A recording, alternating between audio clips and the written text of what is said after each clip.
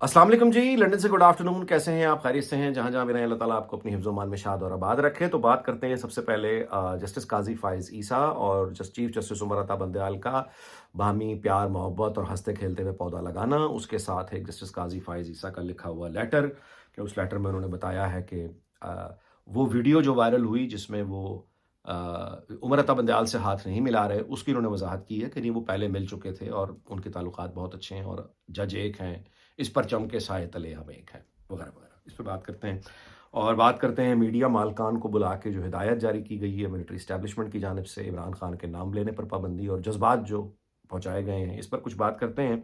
और उसके साथ ही फिर मैं आपको बताता हूँ कि बरतानिया में मीडिया, न्यूज़ मीडिया नहीं, सोशल मीडिया भी नहीं, सॉरी, एंटरटेनमेंट का मीडिया, यानी जो रेगुलर चैनल होते हैं, उसमें आईटीवी यहाँ का एक चैनल है। रेगुलर मतलब है कि मेन चैनल है। मेन चैनल से मुराद ये कि वो जो टेरेस्टोरियल यानी जो एंटेने से आ जाता है, हर घर में आएगा। यानी वो यहाँ पे 4 चैनल हैं, बीबीसी 1, बीबीसी 2, आईटीवी और चैनल 4।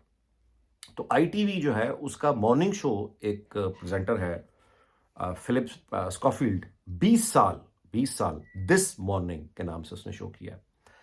तो इन दोनों वाक़यात की आपस में क्या मामला था, यानी पाकिस्तानी मीडिया मालकान को जो बुला के कहा गया और यहाँ पे जो हाल ही में वाक़या हुआ है, इनके दरमियान क्या रिलेशन है, वो मैं आपसे गुजारिश करता हूँ। रिलेशन नहीं, मतलब कंपैरिज़न क्या है। लेकिन पहले जो है वो जस्टिस काज़ी फ़ाइज़ ईसा के बारे में इतना कहना देखिए बहुत है कि उन्होंने ज़ाहिर है कि ये जो वज़ाहत की है, इस वज़ाहत का ताल्लुक ना तो आपसे है ना मुझसे है। यानी ये कोई यानी कौम को कोई नहीं बताया गया, ना उनकी कोई हैसियत है लोगों की। ये वही चल रही है पुराना मामला कि वो जो उमर अता बंदयाल ने मज़ाहिर को साथ बिठा के वो जो एक खामोश पैगाम दिया था ना, खामोश पैगाम। उसके बाद एक पैगाम फिर एस्टेब्लिशमेंट की तरफ से आया, वो जनरल बाजवा को पीछे बिठा के वो ऐनक वाली तस्वीर, ये वो पैगामबाज़ी, कबूतरबाज़ी, कबूतर जा, जा, जा, ये वो उसके मुकाबले में फिर अब ये कि इस बिल्डिंग के साए तले हम एक हैं, हम एक हैं। देखिए बात ये है कि जहाँ रूल ऑफ लॉ नहीं होगा, वहाँ ऑटोमैटिकली फिर चीज़ें, यानी हवा, अगर ये यहाँ से आप, यानी ये अब इसका हल्की हो जाए गर्मी की वजह से और ऊपर आंधी चलेगी ना, फिर वैक्यूम तो नहीं रहता, दाएँ बाएँ से हवाएँ आ जाएँगी। तो ये जो है आप कहिए कि इस ये जो धड़ेबंदी, यानी हम जब आप आइन की कानून की, जब रूल ऑफ लॉ नहीं होगा, तो फिर कुछ तो होगा ना। यानी रूल ऑफ लॉ नहीं है, तो फिर क्या है? अच्छा, रूल ऑफ लॉ नहीं है तो क्या होगा? जो होगा वो है, यानी कबायली जमहूरियत, धड़ेबंदियाँ। अच्छा, जब रूल ऑफ लॉ नहीं होगा तो जंगल के कानून आ जाएँगे, ऑटोमैटिकली आ जाएँगे। जब जंगल के कानून आएँगे तो वहाँ पे हम जाके देखते हैं कि वहाँ के जो है ना जो कवानीन अनरिटन किस्म के होते हैं, वो ये होते हैं कि जो प्रेडेटर्स होते हैं, जिन्होंने शिकार करना होता है, वो सारे जानवर, वो दरिंदे जिन्होंने शिकार करना होता है। अब ज़ाहिर है बहुत से हैं, उसमें चीता भी है, उसमें शेर भी है, उसमें रीछ भी है, वगैरह-वगैरह। तो ये जो प्रेडेटर्स हैं, ये एक दूसरे पर अटैक नहीं करते, क्योंकि एक दूसरे को ज़ख्मी कर देंगे। जब खाने के लिए दूसरे जानवर इतने मौजूद हैं, सबके लिए, जिन्होंने आगे से लड़ना, मतलब बकरे ने क्या लड़ना, हिरन ने क्या लड़ना, मतलब, तो फिर एक दूसरे से फ़ायदा नहीं है ज़ख्मी करने का। ये है वो, मतलब है धड़ेबंदी। आप हमें कुछ ना कहें, हम आपको कुछ नहीं कहते। तो वो धड़ेबंदी, जब रूल ऑफ लॉ नहीं होगा तो धड़ेबंदी वजूद में आ जाएगी। अब धड़ेबंदी यानी वो जो इनका तो डायलॉग उमर अता बंदयाल का रिकॉर्ड पर मौजूद है ना, कि मेरे होते हुए तो मेरे जज की तरह, ये वो चीज़, अब इसका ना कोई आइन से ताल्लुक है, ना कानून से ताल्लुक है। इमरान वसीम ने इस पर आज वीलॉग मज़ीद किया है। तफ़सीलें आप जानना चाहें तो उसके वीलॉग में देख लीजिए कि ये जो पौधा लगाया गया है बुनियादी तौर पे, ये भी गैर मामूली वाक़या है, जानबूझ के यानी यहाँ पे पौधा रूटीन में नहीं लगता। ये प्राइवेट सा एक मैटर है जो आराम से जजेज़ कोई पौधा लगा लेते हैं, लेकिन ये एहतमाम करके यानी मकाम बदला गया, पौधा लगाने का जो मकाम है वो बदला गया और उसकी लोगों को बुलाकर उनको दिखाया गया और बाकायदा ख़त भी उसने, जस्टिस काज़ी ने लिखा। तो ये वो है कि हम अपने धड़े में, इस बिल्डिंग के साए तले हम एक हैं।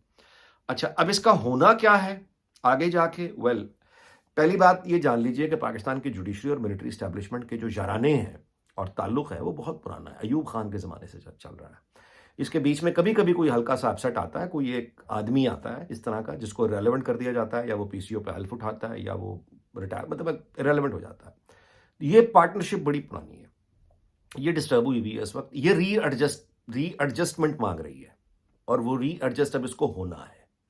क्योंकि मौजूदा चीफ जस्टिस उमर अता बंदयाल के बाद जो आगे आने वाले चीफ जस्टिस हैं, अपना काजी फ़ाइज़ ईसा, ये भी तो एक बैगेज लेके आ रहे हैं ना अगेंस्ट मिलिट्री एस्टेब्लिशमेंट। तो इसको रीएडजस्ट होगा। ये उम्मीद ये करनी चाहिए कि जस्टिस काजी फाइज ईसा बजाय इसके कि वो एक मौला जट बन के कहें कि अब मैं ठीक करता हूं स्टैब्लिशमेंट को, अब मैं ठीक करता हूं पार्लियामेंट को, अब मैं ठीक करता हूं ब्यूरोक्रेसी को, हाथ बांध के आपसे इल्तिजा है कि आप अपने निज़ाम अदल को ही अगर आप ठीक कर जाएं तो आपकी बड़ी मेहरबानी है। मुकम्मल तो कोई नहीं कर सकता, लेकिन जितना बेहतर भी कर सकते हैं, अपने अपने काम पे अगर तवज्जो कर लें तो बड़ी मेहरबानी होगी। आगे चलते हैं। देखिए, मीडिया मालकान को बुला के मिलिट्री इस्टेब्लिशमेंट का ये कहना कि इमरान खान के पाबंदी और ये और वो वगैरह, इस तरह की पाबंदियां, या पहले इनको यहां चला देना फिर उनको उधर चला देना, ये प्रॉब्लम क्या है? प्रॉब्लम वो लोग जैसे यानी जो जिनका काम नहीं है न्यूज चैनल, ये जितनी वहशत और जुनून और जहालत पूरे मुल्क में छाई हुई है, इसकी बुनियादी जिम्मेदारी इन न्यूज चैनल्स पे होती है। सब जानते हैं कि इनकी मेजॉरिटी जो है वो अपने कारोबार को यानी टैक्स बचाने के लिए, नाजायज कब्जा करने के लिए, काला पैसा बनाने के लिए, गुंडागर्दी करने के लिए, जाली चीजें बेचने के लिए, लोगों से फ्रॉड करने के लिए, मुनज्जम फ्रॉड करने के लिए उनको एक शील्ड चाहिए, हिफाजती शील्ड, जो कि न्यूज चैनल के नाम पे ये लोग चला रहे हैं। सारी दुनिया जानती है कि ये लॉस में चल रहे हैं। इनके पिछले 10 साल के 8 साल के अकाउंट्स उठा के देख लें, हर महीना अच्छा अकाउंट्स में जो घपले हैं वो पकड़े तो आपको मालूम होगा कि हर महीना अगर एक इदारा जो है वो न्यूज़ चैनल वो 1 करोड़ रुपए महीना, 1.5 करोड़ रुपए महीना, 1.25 करोड़ रुपए महीना, 5 करोड़ रुपए महीना, 3 करोड़ रुपए महीना, 50 लाख रुपए महीना, यानी वो लॉस पे चल रहा है और लॉस पे चला जा रहा है, तो आप उससे पूछेंगे ना कि भाई तुम लॉस पे क्यों चला रहे हो? खबरों की कमी है लोगों को, मसला क्या है? इसलिए कि आपने घी बेचना है जाली, आपने नाजायज कब्जे करने, उसके लिए आपको न्यूज़ चैनल चाहिए।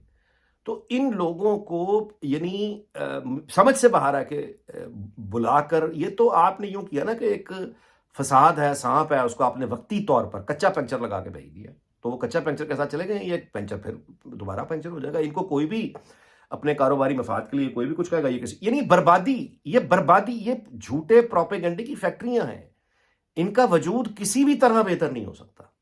इनका मौजूद रहना फसाद का पोटेंशियल फसाद है जो कभी भी ब्लास्ट करेगा, कभी भी। यानी ये स्लीपिंग जो आप कहिए एक नेटवर्क्स होते हैं, टेरर नेटवर्क्स, स्लीपिंग, ये न्यूज चैनल असल में वो हैं, झूठ की फैक्ट्री है, प्रोपेगेंडा दीन मान का इनका है कोई नहीं। तो मेरी समझ से बाहर है इन्हें इजाजत क्यों दी, किस लिए दी गई है? इस 5th जनरेशन वॉर के इतने बड़े फेलियर के बाद भी मेरी समझ से बाहर है लोगों की जरूरत क्या है।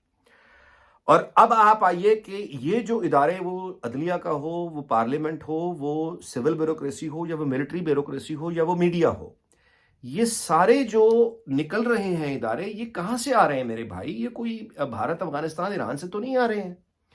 ये पाकिस्तान का मुआशरा पैदा कर रहा है। सोसाइटी की जो सोशल प्रोडक्ट है वो ये है। अच्छा, अब सोसाइटी का जब हाल ये है तो ऐसी ही अदालतें होंगी। मुआशरे का जब हाल इज्तमाही तौर पे ये है तो यही सिविल ब्यूरोक्रेसी होगी, यही पार्लियामेंट होगी, यही सियासतदान होंगे, यही मिलिट्री ब्यूरोक्रेसी होगी, क्योंकि सोसाइटी जैसी है वैसी है। उसका फर्क अगर आपने अप्रिशिएट करना हो और अंडरस्टैंड करना हो तो मैं आपको गुजारिश कर रहा हूं कि यहां पे एक ITV जो मेन चैनल है, उसका मॉर्निंग शो का नाम है दिस मॉर्निंग, और फिलिप स्कॉफिल्ड जो है वो उसका होस्ट है। बहुत उसकी एक मिसाली ज़िंदगी, 20 साल से वो ये शो होस्ट कर रहा है, स्टार है, बड़े बड़े प्रेस्टिजियस जो film awards, TV awards, theatre की जो आप कहिए सेरेमनीज हैं, उनको वो होस्ट करता है, अवार्ड्स ले चुका है, शादीशुदा आदमी है, बच्चे हैं उसके, खुशगवार ज़िंदगी वगैरह, बज़ाहिर देखने में हर चीज़ उसके पास, यानी ऐसी अभी कुछ चंद दिन पहले तक यानी सब कुछ ऐसा था कि आप उसको देखकर एक मिसाल के तौर पे वो आदमी अपनी कामयाबी की और वगैरह वगैरह। अच्छा, उस क्या हुआ कि उसको उसका एक अभी स्कैंडल सामने आया, मतलब उस बड़ा अजीब स्कैंडल है, मैं उसकी तफसील में क्या जाऊं, लेकिन मुख्तसर ये है कि वो किसी स्कूल या किसी फंक्शन में एक माइनर बच्चे से मिला, जिसकी 2 यानी इंडिपेंडेंट अखबार है वो 15 साल बता रहा है, डेली मेल है वो 11 साल, कुछ लोग सोशल मीडिया में 11 साल बता रहे हैं। बहरहाल वो अंडर एज लड़का था जिससे फिलिप की मुलाकात हुई और वो उसका फ़ैन था यानी, और उसने फ़ैन ने कहा कि वो भी ITV में काम करना चाहता है। जिसके बाद कुछ साल गुजरे, वो लड़का 18 साल का हुआ और फिलिप ने उसे कहा था कि मैं तुम्हें जॉब दिलवा दूंगा। उसने उसे ITV में एक प्रोडक्शन में उसको एक मुलाजमत दिलवा दी बात करके, और उसके बाद वो उसी के शो के साथ, मॉर्निंग शो के साथ अटैच हो गया वो लड़का।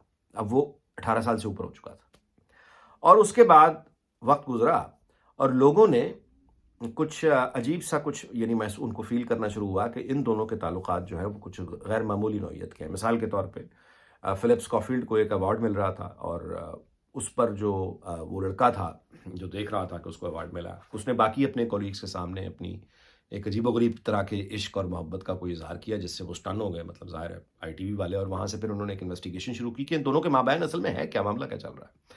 अब वहाँ-यहाँ लोग पूछते रहे, इन्वेस्टिगेशन आईटीवी ने की, बॉसेस ने बुला के उसको पूछा कि तुम्हारा उस लड़के का क्या? तो ये ज़ाहिर है उसने कहा कि मेरा उसका सिर्फ़ दोस्ती है, प्रोफ़ेशनल ताल्लुकात है, इससे ज़्यादा क्या हो सकता है? तो वो मुस्तकिल अपनी सफाई देता रहा। उसने कहा कि इवेंचुअली डेली मेल ने उसे एक लेटर भेजा। अब उसको ये मालूम हो गया था कि असल में इनका अफ़ेयर था इन दोनों का। तो अब जब इसको मालूम हो गया कि वो यानी एविडेंस आ गए हैं, अखबार ने डायरेक्ट पूछना शुरू कर दिया, तो फिर इसने फाइनली कन्फेस किया और उसने एक लेटर लिखा, डेली मेल को ही अपने वकील से लिखवाया और उसमें उसने कन्फेस कर लिया और अपनी बीवी को ही बता दिया और उसने कहा कि ये उस 4 या 5 मरतबा उनके वो करीब आए हैं एक दूसरे के और उनका कोई मामला रहा है। और उसने मतलब है कि अपना वो ज़ाती बताने के बाद असल चीज़ जो है वो मैं उसकी तरफ आ रहा हूँ, इसमें क्या हो सकता है गलाज़त में, लेकिन असल चीज़ जो मैं आपको बता रहा हूँ वो ये है कि उसके बाद जब ये उसने मान लिया कि हाँ, उसने असल जुर्म क्या किया है फिलिप स्कॉफील्ड ने, जुर्म उसकी ज़ाती ज़िंदगी नहीं है। बरतानिया के कवानीन के मुताबिक उसने कुछ इल्लीगल अभी तक साबित नहीं हुआ, इल्लीगल नहीं, कुछ नहीं हुआ। प्रॉब्लम क्या आई है? उसने झूठ बोला था। यानी फिलिप्स जो ये एंकर है स्कॉफील्ड, इसने अपने इदारे से झूठ बोला, अपने बॉसेस से झूठ बोला, अपने कलीग से झूठ बोला, इसने प्रेस से झूठ बोला, इसने अपने वकील से झूठ बोला, फैमिली से झूठ बोला, दोस्तों से झूठ बोला, और वो जो इसने वकील से लेटर ड्राफ्ट करवा के एक्सेप्ट किया था कि हाँ इसका वो ताल्लुक उस लड़के के साथ रहा है, उसी लेटर में उसने लिखा कि मैं आप रिजाइन भी दे रहा हूं। यानी अब मेरा बात का कोई एतबार नहीं करेगा, मॉर्निंग शो में स्क्रीन पर नहीं बैठ सकता क्योंकि मेरा झूठ बोला वो एस्टैब्लिश हो चुका है, मेरी बात पर कौन एतबार करेगा। तो उसने वो रिजाइन भी दे दिया। वो वकील जिसने वो लेटर लिखा है उसके बिहाफ पर, उस वकील ने इस फिक्रे का लाइन का इजाफा करवाया है कि स्कॉफील्ड ने वकील से भी झूठ बोला। यानी वकील ने उसका जो वकील है उसने वो लेटर ड्राफ्ट करते हुए ये फिक्रा डलवाया कि इसने मुझसे भी झूठ बोला, मतलब है मेरी, ताकि उस वकील की प्रैक्टिस मुतासर ना हो जाए कि वो भी झूठ बोलने में इसके साथ था। उस वो एजेंट जो होते हैं, यहां हर एंकर है या एक्टर है, शो बिजनेस के लोग हैं, इनके एजेंट्स होते हैं, ये उनके थ्रू काम करते हैं, वैसे इंडिया में भी ऐसे ही। तो वो जो एजेंट हैं, उन एजेंट्स ने अलहदा से प्रेस रिलीज जारी की है कि ये आदमी जो है ये हमारे साथ साल का इसका ताल्लुक था, लेकिन अब चूंकि ये झूठ बोला है, इसने झूठ स्टैब्लिश हो गया है, आज के बाद हम इसके साथ काम नहीं करेंगे। उन्होंने अलहदा-अलहदगी का इजहार कर दिया। आईटीवी ने अलहदा से अपने आप को अलहदा कर लिया। उसको इतनी गालियां पड़ रही हैं इस वक्त, सोशल मीडिया क्या, रेडियो क्या, टीवी क्या, अखबार क्या, उसको इतनी गालियां किस बात पे? यानी ये तो तनकीद, समाजी तनकीद है ना कि वो उसने अपनी बीवी को धोखा दिया, बच्चियों को धोखा दिया, वो उसकी जाती जिंदगी है। असल जो चीज, प्रॉब्लम जिस पर उसे गालियां पड़ रही हैं वो झूठ है कि इसने झूठ बोला। जब इससे पूछा गया कि तुम्हारा इसके साथ क्या मामला है, इसने झूठ बोला। इसने कहा मेरा तो इसके साथ कोलैजियल एक रिलेशनशिप है, या ये कि एक प्लेटोनिक फ्रेंडशिप है। तो उसने झूठ बोला। अब आप समझ रहे हैं, अब ये जो सोसाइटी है सिर्फ सियासतदान के लिए सोसाइटी है ना पूरी, जहां से ये लोग निकल रहे हैं, इदारे अदालतें भी निकल रही हैं, मीडिया भी निकल रहा है, लॉ एनफोर्सेस भी निकल रहे हैं, पुलिस भी निकल रही है, फौज भी निकल रही है। उस सोसाइटी में झूठ बोलने को इतना बड़ा क्राइम है, झूठ बोलना, पब्लिकली झूठ बोलना। अच्छा, अब ये सिर्फ सियासतदान के लिए नहीं है कि सियासतदान ने झूठ बोला है तो सजा मिलेगी। अभी बोरिस जॉनसन जो यहां का एक्स प्राइम मिनिस्टर है, उसको किस बात पे वोट आउट किया है, वजारत उज़्मा चली गई उसकी, किस बात पे? झूठ बोला था उसने। वो कोविड के जो उसने रेस्ट्रिक्शंस तोड़े थे, छोटे सा पिज्जा खा लिया, वो ये, उस पर उसने झूठ बोला कि हमने जो सोशल डिस्टेंस के रूल्स हैं उनको फॉलो किया था, जबकि नहीं किया था। तो फारिग वो झूठ पर हुआ है कि झूठ उसने क्यों बोला। तो सिर्फ सियासतदान के लिए नहीं है, वो मीडिया पर्संस के लिए भी है। अच्छा, सिर्फ न्यूज और करंट अफेयर्स के एंकर्स के लिए नहीं है, फैमिली शोज के जो होस्ट हैं, यानी मॉर्निंग शो का जो होस्ट है, 20 साल से बैठा हुआ है, 61 ईयर्स ऑफ एज, 20 साल से बैठा हुआ है, उसको ये इजाजत नहीं, जाती जिंदगी के बारे में, हालांकि उसने झूठ बोला है, झूठ बोला। अब उस बंदे को कोई शो नहीं मिल सकता क्योंकि ये आदमी, यानी लोग जो तबसरे कर रहे हैं वो ये है कि ये मॉर्निंग शो में बैठता है, मेरे बीवी बच्चे उसको देखते हैं घर में, हमारी सुबह का आगाज जो है वो मॉर्निंग शो से होता है, हम मॉर्निंग शो में देख रहे हैं और एक झूठा आदमी बैठा हुआ है जिसने झूठ बोला अपने कैरेक्टर के बारे में। हम इसकी बात क्यों सुने? मेरे बच्चे इसकी बात क्यों सुने? ये तो झूठा आदमी है। और वो जो फिलिप स्कॉफिल्ड है, गूगल करें, बीबीसी को भी उसने एक इंटरव्यू दिया। वो माफिया मांग रहा है, वो रो रहा है, वो कहता है कि वो खुदकुशी करने की कोशिश कर चुका था, तो उसकी 2 बेटियों ने उसको किस तरह से संभाला, और उसने बीबीसी को इंटरव्यू में देते हुए कहा मेरी बेटियां ना होती ना मैं खुदकुशी कर चुका होता। और उसने फिर फाइनली गालियां निकालने वालों, तनकीद करने वालों से डायरेक्ट पूछा है। उसने कहा है कि आप you want me dead, then tell me straight away because I am there.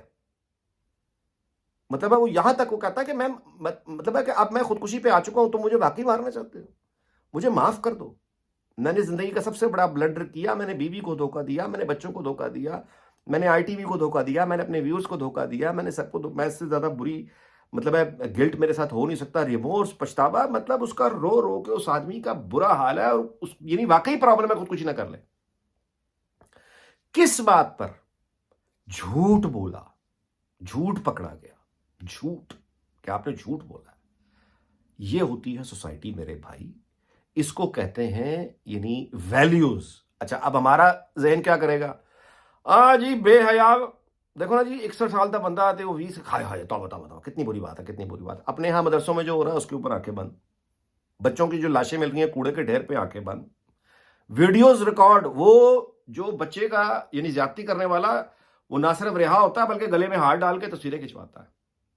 क्यों? और दावे क्या है हमारे अखलाकी? हमारे पास तो जी क्या बात है हमारे अखलाक की। और झूठ का अगर ये प्रिंसिपल ये नाफिज हो जाए टीवी स्क्रीन के यानी न्यूज चैनल्स और एंटरटेनमेंट चैनल्स के ऊपर, अगर इसको आज पाकिस्तान में नाफिज कर दिया जाए कि जिस जिस आदमी ने झूठ बोला है बैठ के स्क्रीन पर, इसका कोई कैरियर नहीं है, ये खत्म हो गया, क्रॉस, इसने झूठ बोला है, स्टैब्लिश हो गया, पकड़ा गया, झूठ बोला है। अगर ये कानून पाकिस्तान में सोसाइटी अगर ऐसी बन गई तो हमारे टेलीविजन स्क्रीन पर बैठने के लिए कोई बंदा नहीं मिलेगा। मैं आपको बस इतनी गुजारिश कर देता हूं, अगर झूठ पर गिरफ्त हो गई, स्क्रीन पर बैठ के झूठ जिन लोगों ने बोला है, मैं एंकर्स की बात कर रहा हूं, मैं मीडिया प्रोफेशनल्स की बात कर रहा हूं, अगर उनके झूठ पे गिरफ्त हो गई जिस दिन, और आज आप कर दीजिए, एक का दुक्का ही शायद को बचेगा, स्क्रीन पे आपको नजर आएगा, सब झाड़ू फिर जाएगा।